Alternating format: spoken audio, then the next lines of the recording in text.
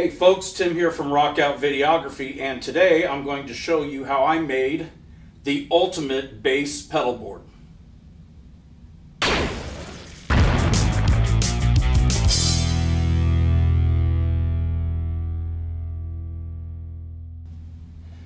Okay, now obviously ultimate bass pedal board is a very subjective term. Your idea of the ultimate bass pedal board and my idea of the ultimate bass pedal board are not going to be the same. But there's some unique features here, and hopefully there's going to be some stuff that you can find useful. So first of all, let's talk about the pedals. Got a TC Electronics Polytune, a Tech 21 Sans amp, and a Boss limiter enhancer pedal. Now, this thing is made from 2 layers of 1/4-inch hardboard sandwiched between 1.5 inch by 3/4 inch furring strips. So here's how it works. First of all, this pedal board is not meant to go on the floor. It's meant to sit on top of the amp. So for the type of music I'm playing, my sound is either on or off all the pedals all the time, with the exception of the tuner when I first start out. But for me, with my basses, I don't go out of tune in the time that it takes to play a gig or do a practice session. So here's how it works. All of these compartments in here hold all of the cords. So this one right here holds a 6-foot cable for the power strip. So I only have to go looking for one AC power source. Plug that in and the power strip will power all the other devices, and it has extra out here. In this compartment right here is a power cable for the bass amp. So you plug that into the power strip, and then you just plug the other end right into the amp.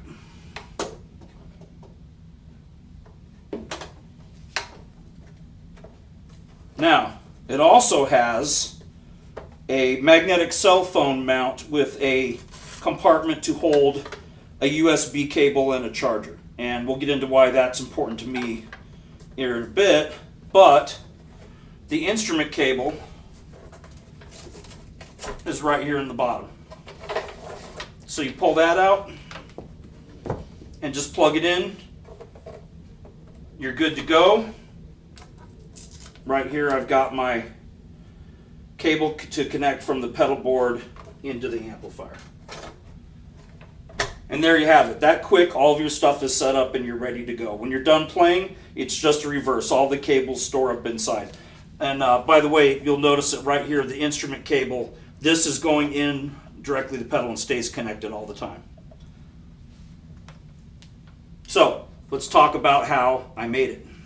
The first thing I had to do was measure the top of my amp.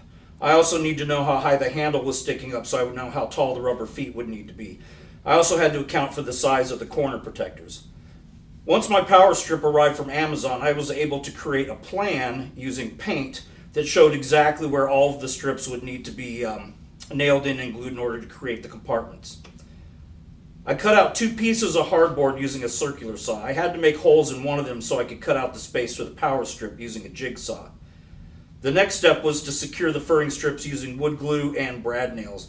I used my Ryobi battery-powered brad nailer, one of the best investments for DIY projects ever. This created the separate compartments. I had to make a base for the power strip to stick out the right amount using a piece of 1/2 inch plywood and some of the hardboard. The power strip is secured using screws into the snowman holes on the back of the strip. I masked off the areas where the Velcro strips were going to go and painted it with flat black paint.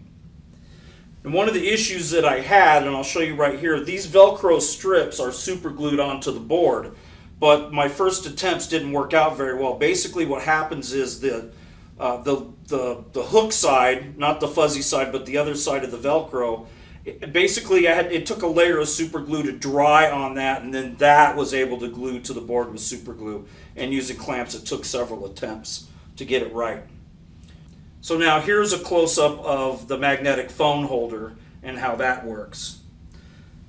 Not only does this pedal board work great for playing through an amp, it also works great for practicing at home. I like to use my Vox amp plug, but I've never been a fan of plugging it into the bass. This is why I added a magnetic phone mount and charger. I use my phone to play audio tracks when practicing, and my phone always seems to be low on battery charge when I want to practice.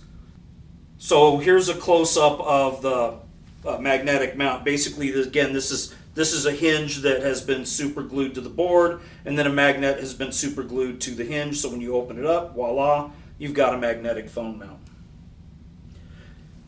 This rig also works great for recording. I just plug it into my interface and I'm good to go.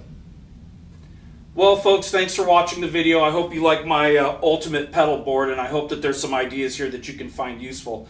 As always, please like and subscribe, and if you want to, you can also check me out on Facebook. All right? Have a great day, everybody. Thanks.